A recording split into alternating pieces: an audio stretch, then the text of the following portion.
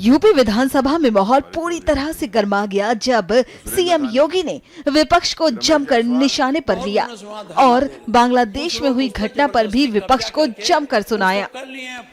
और तो और बांग्लादेश सरकार को भी चेतावनी दे डाली।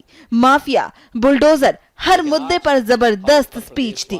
पूरे सदन में सिर्फ और सिर्फ सीएम योगी की ही आवाज गूंज रही थी। सीएम योगी ने विपक्ष पर एक के बाद एक ताबड़तोड़ हमले किए, जिससे सदन में हंगामा मच गया और सियासत में हलचल तेज हो गई।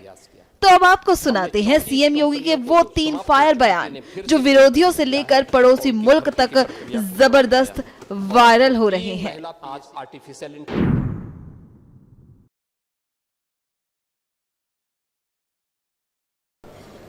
यह अभिलेख उन्हीं गरीबों के लिए है कि जहां पर जिस गरीब का आवास होगा, आबादी की लैंड होगी, तो उस गरीब की परिवार की महिला सदस्य के नाम पे वो दर्ज होगा और उसका मालिकाना अधिकार उसको मिलेगा। उसके नाम पे वो बैंक से जाके कर्ज भी ले सकती है। लेकिन अगर उस आबादी की लैंड पर या किसी सरकारी लैंड पर कोई माफिया कब्जा करके जबरदस्ती उसको मॉल बना करके या कोई वसूली का अड्डा बना करके उसके माध्यम से अनैतिक और अवैध गतिविधियों का संचालन करके कोई छांगुर जैसा व्यक्ति वहां पे अनैतिक गतिविधियों का संचालन करेगा तो उस पर बुलडोजर भी चलेगा, उसको भी कोई रोक नहीं सकता। और इसलिए सुरक्षा का यह वातावरण हर व्यक्ति के लिए आवश्यक है और उस सुरक्षा का वातावरण ने परसेप्शन बदला है यूपी का। पूरे यूपी की सुरक्षा के इस वातावरण पर आज हर व्यक्ति कह सकता है कि आज यूपी में इन्वेस्टमेंट आ रहा है। मैं उस पर भी चर्चा करूंगा।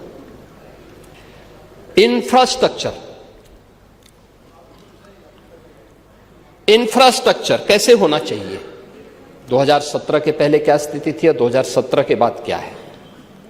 17 के पहले गड्ढा युक्त सड़कें थी,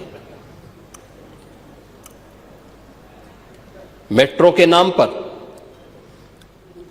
मजाक बनाया हुआ था,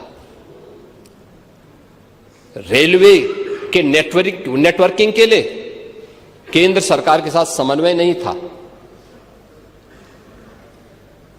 आपकी मजबूरी होती है तो आप कांग्रेस के साथ गठबंधन कर लेते हैं, अन्यथा जब कांग्रेस में यूपीए की गवर्नमेंट केंद्र में थी और प्रदेश में समाजवादी पार्टी की सरकार थी, तब भी कैसे संबंध थे आप लोगों के।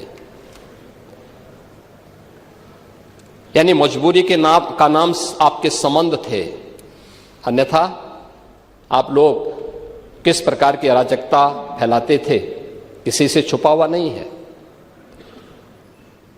लेकिन इंफ्रास्ट्रक्चर कैसे होना चाहिए। 17 के पहले यूपी में 1.5 एक्सप्रेसवे थे और आज उत्तर प्रदेश के अंदर 22 एक्सप्रेसवे और देश के अंदर अगर ये सभी 22 के 22 बन जाएं तो 60% एक्सप्रेसवे पर अकेले यूपी का कब्जा होगा। अकेले यूपी, देश के अंदर जितने एक्सप्रेसवे होंगे उनमें 60% यूपी के पास। रेलवे का सबसे बड़ा नेटवर्क आज के दिन पर यूपी में है, 16,000 किलोमीटर का। इंटरस्टेट कनेक्टिविटी 4 लेन की,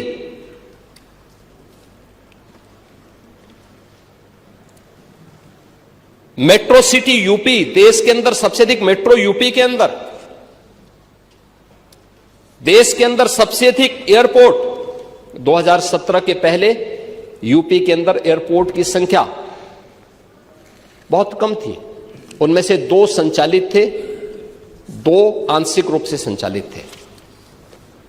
आज 16 एयरपोर्ट संचालित हैं और उनमें से 4 इंटरनेशनल एयरपोर्ट हैं और 5वां इंटरनेशनल एयरपोर्ट जो भारत का सबसे बड़ा एयरपोर्ट है वह जेवर में नोएडा इंटरनेशनल एयरपोर्ट के रूप में अगले महीने संचालित होने जा रहा है। ये है उत्तर प्रदेश की स्पीड।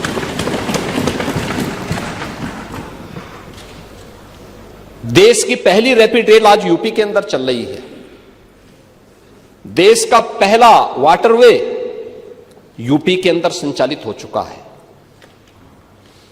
ये प्रयागराज से हल्दिया के बीच में, वाराणसी हल्दिया के बीच में संचालित है। इसे प्रयागराज तक और फिर बलिया से अयोध्या तक इसको एक्सटेंड करने का एक कार्यक्रम चल रहा है। लेकिन यह सरकार की इच्छा शक्ति पर होता है। सरकार करना चाहिए तो हो सकता है, लेकिन जब सरकार नहीं करना चाहेगी, और इसीलिए मैं आपसे कहना चाहूंगा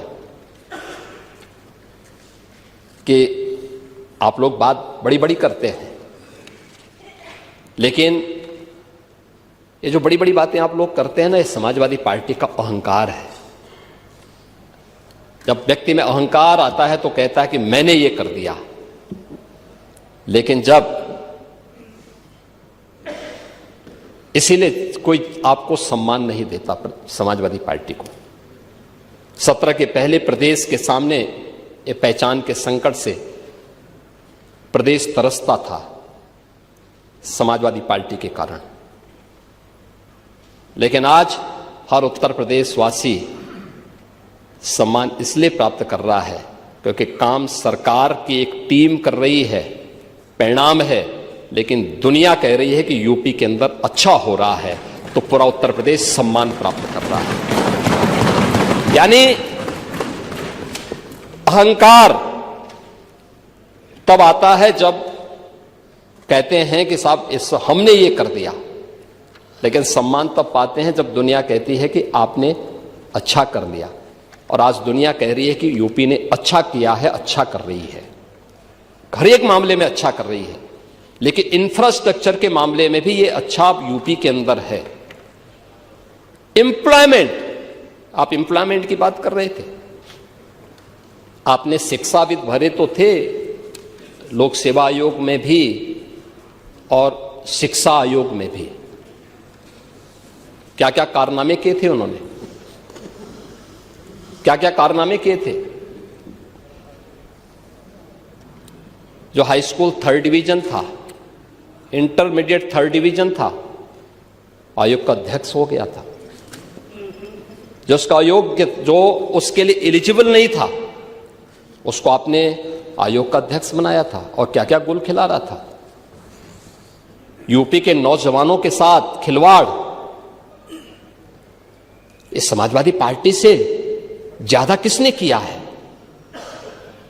आज मैं कह सकता हूं, भर्ती जितनी पारदर्शिता के साथ हुई है, 8.25 वर्ष सरकार को होने जा रहे हैं, कल 8.25 वर्ष सरकार को होंगे पांडे जी, और 8.25 वर्ष में 9 लाख सरकारी नौकरी उत्तर प्रदेश के नौजवानों को बिना किसी घूसखोरी के प्राप्त हो जाए।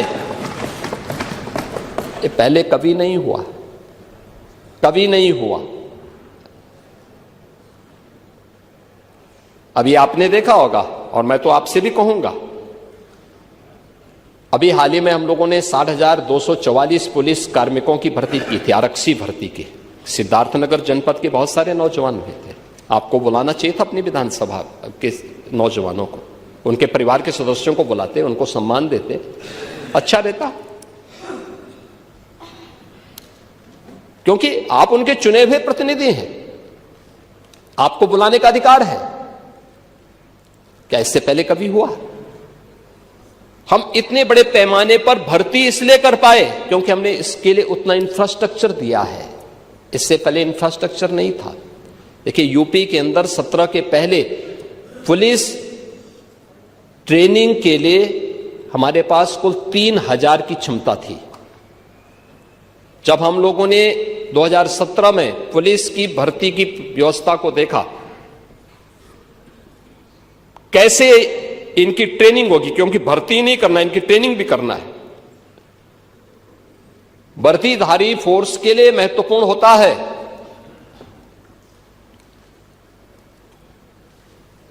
कि जितनी अच्छी ट्रेनिंग होगी, यानी ट्रेनिंग के दौरान जितना पसीना बहेगा उतना ही सेवा के दौरान खून नहीं बहेगा। ये किसी भी यूनिफॉर्मधारी फोर्स के लिए महत्वपूर्ण होता है। और इसमें ट्रेनिंग में आपने ट्रेनिंग की पीरियड को कम कर दिया था,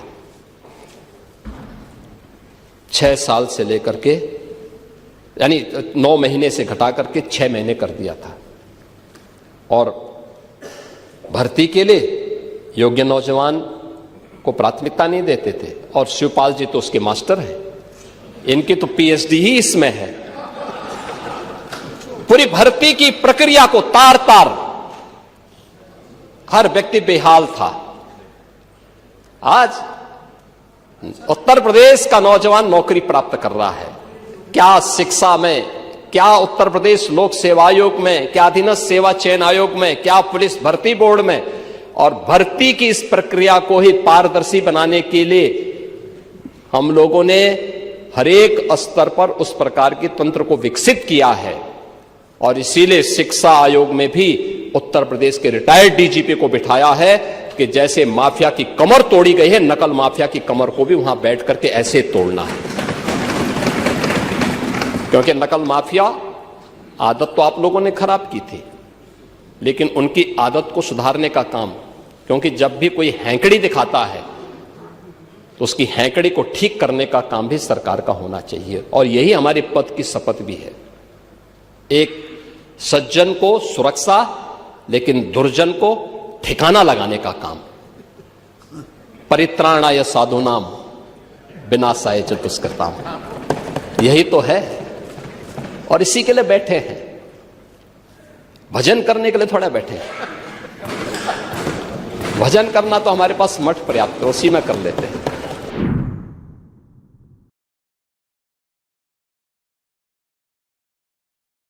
बहुत स्थिति आपके समय में था कि वो, यानी जाति के नाम पे बांटो, भाषा और क्षेत्र के नाम पे लड़ाओ, तुष्टीकरण को बढ़ाओ, अराजकता और वैमनस्यता पैदा करो। यही तो कर रहे थे। दंगे, जंगल राज, माफिया राज, 1 डिस्ट्रिक्ट 1 माफिया, गुंडा टैक्स, अवैध वसूली। अभी तो मैंने शुरुआत की, ये तो अभी शुरुआत है। सत्ता के संरक्षण में पैरेलल नहीं, 11 वर्ष नहीं, अभी तो आपको जो है 2047 तक इंतजार करना होगा। अभी 2000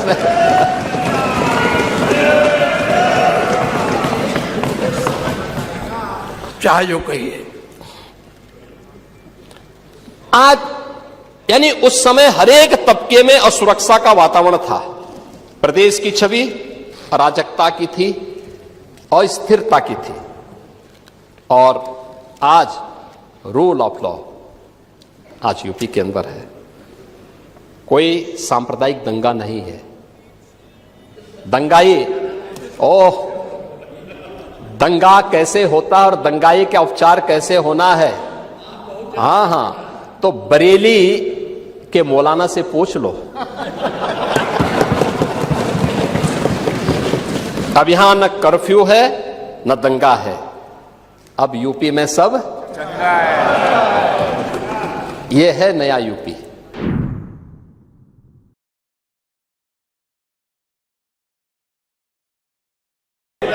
आएंगे भी नहीं आप लोग, क्योंकि आप लोग तो हर एक कार्य को आप वोट बैंक के नजरिए से देखते हैं। आपकी नियत है, आप किसान को वोट बैंक की नजर से देखते हैं, इसलिए कुछ किए नहीं।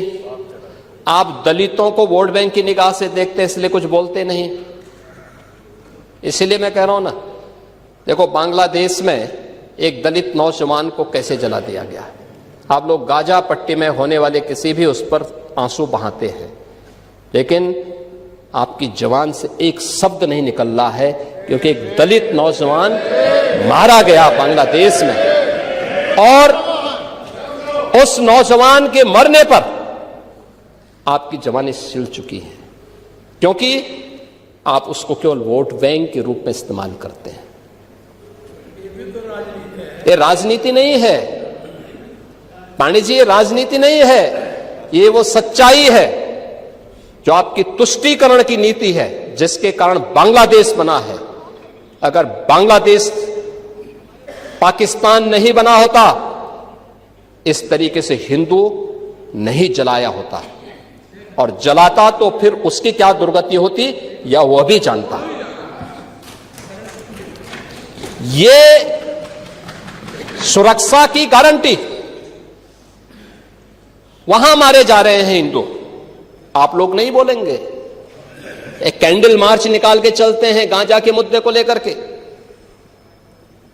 लेकिन पाकिस्तान और बांग्लादेश में हिंदू मारा जाता है तो आपके मुंह बंद हो जाते हैं, क्योंकि मरने वाला हिंदू है, दलित है, आप बोलेंगे नहीं।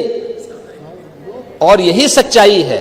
निंदा प्रस्ताव पारित होना चाहिए, और यह प्रस्ताव नेता विरोधी दल की तरफ से आना चाहिए। इस घटना की हम भर्त्सना करते हैं और बांग्लादेश सरकार को इस बात की चेतावनी देता हूं, और इसीलिए हम कह रहे हैं नोट करना, ये चीजें होनी चाहिए, और हमारा भी प्रयास होना चाहिए। जब बांग्लादेशी को यहां से निकालेंगे और रोहिंग्या को यहां से बाहर का रास्ता दिखाएंगे तो उनके समर्थन में मत आना, क्योंकि उनमें से बहुत सारे लोगों के वोट आपने बनवाए हैं, उनके बहुत सारे लोगों के लिए आधार भी बनवाने का पाप किया है आप लोगों ने।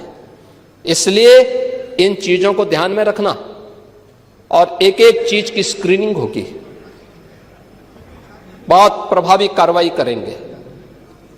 हमारे ही देश में रह करके हमारे लोगों के खिलाफ अपराध, और वहां पे निर्दोष हिंदुओं पर अत्याचार करोगे, निर्दोष सिखों पे अत्याचार करोगे, ये स्वीकार्य नहीं हो सकता है, और यही आप करते हैं।